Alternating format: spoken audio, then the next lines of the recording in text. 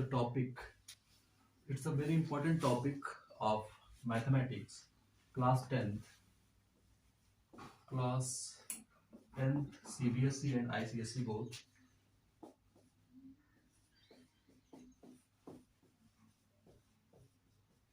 It's a height and distance. Height and distance. बच्चों ये topic जो है टेक्नोमेट्री से रिलेटेड है. टेक्नोमेट्री हमने पढ़ा है sine theta, cos theta, tan theta. तो इसमें हमको उसी का यूज करना है कि sine theta, we know that sine theta equal to perpendicular upon hypotenuse, cos theta equal to base upon hypotenuse, and tan theta is equal to perpendicular upon base. We all know this is sin theta, cos theta and tan theta. इसके लिए हमने एक abbreviation भी याद किया है, पंडित बद्री प्रसाद हर हर बोले. इससे हम याद कर सकते हैं. First one is sine, second one for cos and last one for ten. So by this abbreviation we can learn it or we memorize it simply. Pandit Badri Prasad हर हर बोले. ठीक है. तो बेटा हम लोग को ये पता है कि sine theta equal to perpendicular upon hypotenuse, cos theta equal to base upon hypotenuse, tan theta equal to perpendicular upon base. But आज हमको क्या पढ़ना है? आज हमको पढ़ना है हाइट एंड डिस्टेंस, जो कि क्या है, टॉपिक रिलेटेड टू टेक्नोमेट्री, जिसको हम बोलते हैं एप्लीकेशन ऑफ टेक्नोमेट्री. ओके. तो बेटा चलिए स्टार्ट करते हैं हाइट एंड डिस्टेंस.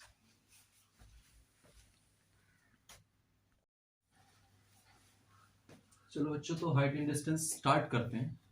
अब हाइट एंड डिस्टेंस स्टार्ट करने के लिए कुछ हमको बेसिक टर्म्स की जरूरत होगी, कुछ बेसिक फंडे चाहिए होंगे. वो क्या होते हैं उनको समझ लेते हैं. तो देखिए, जब भी आप कहीं खड़े होंगे, सपोज किया ये हॉरिजॉन्टल है, यहाँ पे हम खड़े हैं, मैं खड़ा हूँ या कोई खड़ा है, ठीक है. तो उसकी आंख के सामने, अगर वो सीधा खड़ा है और सामने देख रहा है एकदम, तो आंख के सामने जो लाइन बनेगी वो होती है हॉरिजॉन्टल लाइन.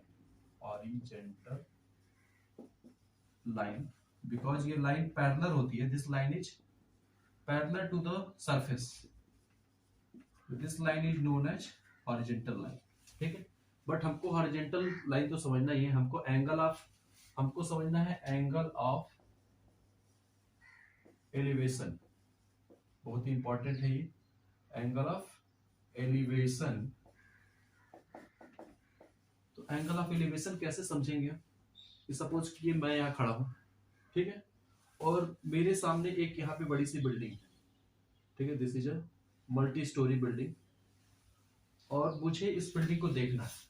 हम इसके बिल्डिंग के सबसे ऊपर वाले लास्ट फ्लोर, ऊपर जो है टॉप फ्लोर, वहां पे कोई आदमी छत पे खड़ा है. इस बंदे को देखना है हमको यहाँ से. अब जब आप यहाँ से, हमने सामने देख रहे थे, ये हमारे आंख के सामने, जैसे हम यहाँ खड़े हैं सामने देख रहे हैं, तो हमारे आंख के सामने एक हॉरिजॉन्टल लाइन बन रही है. This is the horizontal line. अब हमको यहाँ से सामने बिल्डिंग के लिए ऐसे ऊपर सर करना है. ठीक है. तो हम यहाँ खड़े हैं, सामने देख रहे हैं, तो हॉरिजॉन्टल लाइन बन रही है. अब जब हम इस लाइन के ऊपर देखेंगे तो हमको ऐसे सर अपना ऊपर उठाना पड़ेगा. ठीक है. तो इस बंदे ने सर ऊपर उठाया और ऊपर उठा के इस बिल्डिंग को देखा, बिल्डिंग की छत पे खड़े आदमी को देखा. तो जो एंगल बना, angle between the horizontal line और ये जो लाइन बनी जिससे ये देख रहा है, इस लाइन को बोलते हैं लाइन ऑफ साइट. जिस लाइन, ये जब सर ऊपर किया, तो ऊपर करने में जो सीधे एक रे जाती है उस बंदे तक जो कि बिल्डिंग की छत पे बैठा है, उस पे सीधे एक रे जा रही है. This ray is known as line of sight. ठीक है. और जो एंगल होता है, angle between the horizontal line and the line of sight, this angle is known as angle of elevation. तो एंगल ऑफ एलिवेशन क्या है? एंगल ऑफ एलिवेशन है हॉरिजॉन्टल लाइन जो कि हमारे आंख के सामने बन रही है. बट जनरली जब हम क्वेश्चन करेंगे तो वो सरफेस पे होगी, क्योंकि जो हमको क्वेश्चन दिए जाएंगे उसमें उस आदमी की हाइट नहीं देती होती. जब आदमी की हाइट नहीं देगी तो हम आदमी को एकदम जमीन पे मान लेंगे. दैट मीन्स हम सपोज कर लेंगे कि उसकी हाइट नेग्लिजिबल है, उसकी हाइट इस दैट मीन्स ये अर्थ है, अर्थ का सरफेस है ये, तो अर्थ के सरफेस के रिस्पेक्ट में ये ह्यूमन की हाइट हम लोग नेग्लिजिबल सपोज कर लेंगे, और जिस क्वेश्चन में गिवन होगा वहां लिखेंगे। तो जब नहीं दिया रहेगा तो हम उसकी हाइट को यहाँ पे मान लेंगे, दैट मीन्स वो आदमी यहाँ जमीन में आ गया।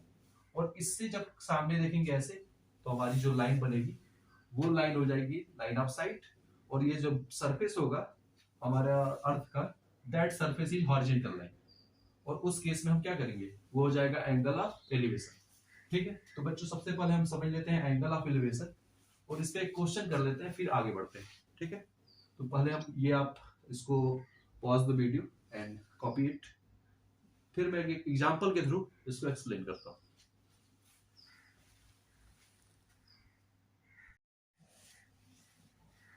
हेलो स्टूडेंट, तो दिस इज द एग्जांपल में पढ़ देता हूं, क्योंकि राइटिंग मेरी वैसे बहुत सुंदर है, आपको समझ में नहीं आएगी, इसलिए मैं इसको 2 बार रीड करता हूं। अ tower stands vertically on the ground from a point, sorry, a tower stand vertically on the ground. First sentence is a tower stands vertically on the ground. ठीक है, that means एक टावर जो है वो ground पे खड़ी है, वो भी क्या खड़ी है, वर्टिकली खड़ी है।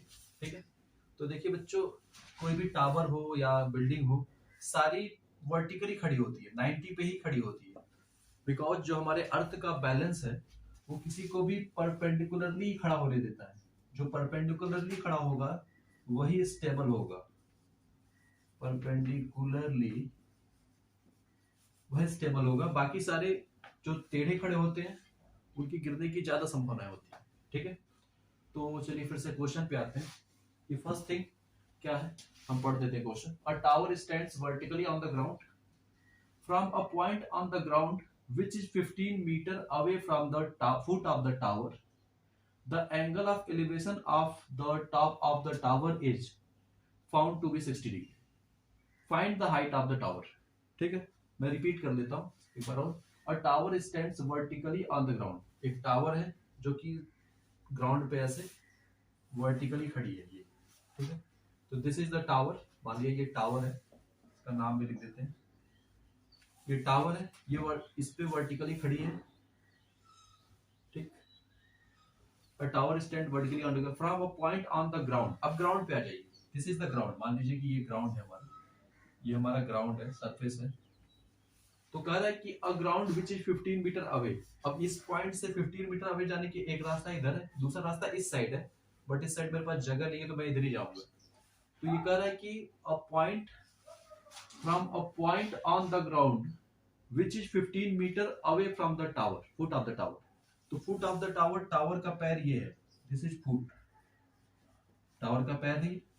तो from the foot of the tower if we move 15 meter, अगर हम 15 मीटर चले आगे इस साइड या इस साइड हॉरिजॉन्टली चले, तो हम इधर गए और सपोज किया यहाँ से गए, हम यहाँ पहुंच गए, हम यहाँ पे पहुंच गए, दिस इज द डिस्टेंस, मान लेते हैं ये डिस्टेंस कितनी है हमारी, ये डिस्टेंस है 15 मीटर। हम यहाँ से निकले, यहाँ से बढ़े आगे, और यहाँ 15 मीटर चलने के बाद यहाँ पर रुक गए, तो दिस इज पॉइंट ए। ठीक है, तो कह रहा है 15 metre away from the foot of the tower the angle of elevation of the top of the tower. अब यहाँ देखिए एलिवेशन वर्ड का यूज आया है, this is the word elevation, यही हमने पढ़ाया भी है कि एंगल ऑफ एलिवेशन। तो कह रहा है कि from the this point the angle of elevation of the top of the tower, मतलब इस पॉइंट से ऊपर देखा तभी तो एंगल ऑफ एलिवेशन बनेगा। ये कह रहा है इस पॉइंट से इसने ऊपर देखा तो एंगल बन गया एंगल ऑफ एलिवेशन। यहां से ये टावर को ऊपर देख रहा है, टावर की टावर टॉप को, तो ये इसका एंगल ऑफ एलिवेशन कितना बन जा रहा है बच्चा, 60 बन रहा है ना, क्वेश्चन में लिखा है 60 बन रहा है, 60 डिग्री। ठीक है, तो फाइंड करिए, find the height of the tower. आपको क्या पता करना है कि टावर की हाइट क्या है। तो ये टावर है, तो टावर की हाइट को हम कुछ सपोज कर लेंगे, इस टावर की हाइट हम सपोज कर लेंगे दिस इज h, या कुछ भी आप सपोज कर सकते हैं, आपका मन है आप h भी कर सकते हैं। टावर का नाम यहां से हटाकर ऊपर लिख देता हूं, ये है टावर हमारा, ठीक, बुर्ज खलीफा अपना। इसकी हाइट हमको पता करनी है with the help of mathematics, हमने इसको मान लिया h। ठीक है, इसकी हाइट h है, यही पता करना है। ठीक है, उसके बाद दूसरा काम क्या होगा, इस ट्रायंगल की नेमिंग कर दीजिए। दिस इज पॉइंट ए, इस पॉइंट को सपोज कर लीजिए बी, और ये ऊपर वाला पॉइंट सपोज कर लिया सी। ठीक है, अब अगर आप इसका फिगर बना लेंगे तो सॉल्व करना बहुत आसान है। बस आपको आना क्या चाहिए, फिगर बनाने आना चाहिए, सबसे इंपॉर्टेंट है फिगर बनाना। फिगर बना लिया तो सॉल्व आप कर लेंगे। ठीक है, चलिए बच्चों, तो अब इसको सॉल्व करते हैं। सॉल्व कैसे करेंगे, बहुत ही सिंपल मेथड है बच्चों। फिगर बन गया, अब सॉल्व करना बहुत आसान है। ठीक है, कुछ टूल्स चाहिए आपको। सबसे पहले आपको 10 की value 1030 degree, 1060 degree and 1045 degree याद होना चाहिए। 1030 डिग्री कितना होता है, 1/√3 बच्चों। 1060 होता है √3, और 1045 सबसे सिंपल 1 होता है। ये तीन याद कर लीजिए आप, 10 की वैल्यू। ठीक है, याद कर लिया।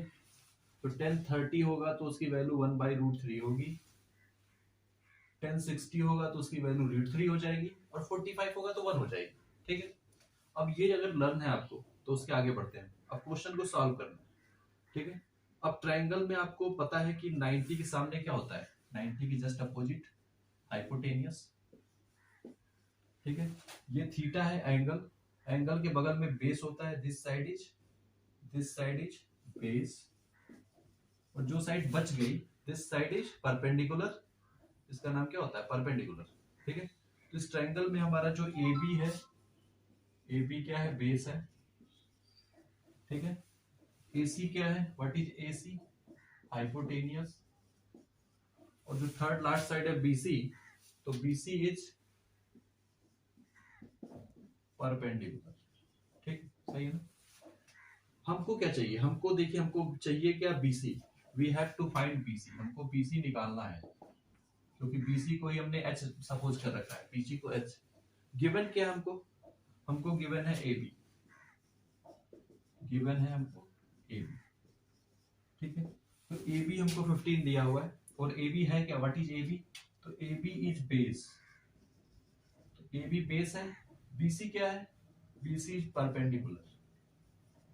ठीक है बच्चों, तो बेस हमको पता नहीं है, अगर पता है, और परपेंडिकुलर हमको पता करना है। तो यहाँ पे बेसिकली हमको रिलेशन निकालना है किसके बीच में, बेस एंड परपेंडिकुलर के बीच में।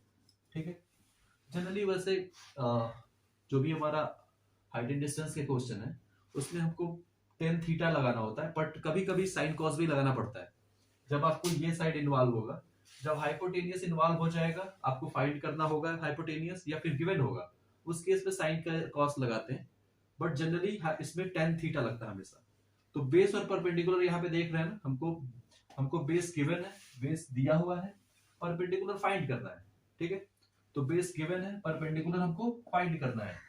तो परपेंडिकुलर फाइंड करना है, बेस गिवन है, और बेस और परपेंडिकुलर में जो रिलेशन बताता है वो रिलेशन बताता है टेन थीटा। ठीक है, वो कौन बताता है रिलेशन, टेन थीटा।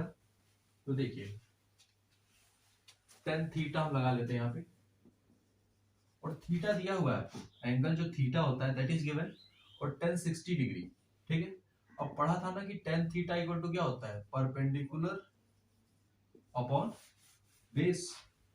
याद किया है कि नहीं, किया है ना, हमने याद किया, पर tan theta equal to perpendicular upon base, और परपेंडिकुलर क्या है यहाँ पे, तो परपेंडिकुलर इज बीसी, और बेस क्या है, ए बी।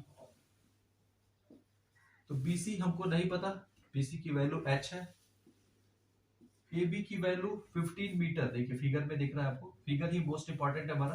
फिगर बन गया तो आपको आधे से ज्यादा मार्क्स मिल गया।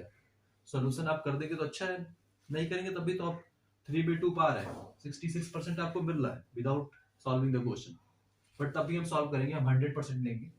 ठीक है, चलिए, तो BC is h and AB is 15 metre, and बच्चों हमको याद क्या करना था, 1060 डिग्री याद करना था। तो देखिए यहाँ लिख के रखा है, बट आप इसको लर्न कर लें कि 1030 कितना है, 1/√3, 1060 √3 एंड 1045 1। तो 1060 की वैल्यू यहाँ पुट कर देते हैं, और 1060 कितना हमारा √3, तो this is √3 equal to h upon 15, और ये 15 अब यहाँ से क्रॉस मल्टीप्लाई होगा उस साइड जाके, तो √3 में मल्टीप्लाई हो गया 15, तो यहाँ से h की वैल्यू आ जाएगी, और h कितना आ गया, h आ गया हमारा 15 √3। ठीक है, कभी कभी क्वेश्चन में रूट 3 की वैल्यू दी होती है, तो अगर रूट 3 आपको दिया रहेगा 1.732, तो वो पुट कर देंगे आप यहाँ पे, तो आपका फाइनल आंसर आ जाएगा। ठीक है बच्चों, तो ये हमारा फर्स्ट एग्जांपल, सिंपल एग्जांपल हो गया। अब हम नेक्स्ट एग्जांपल आपको नेक्स्ट वीडियो में बताते हैं। ठीक है।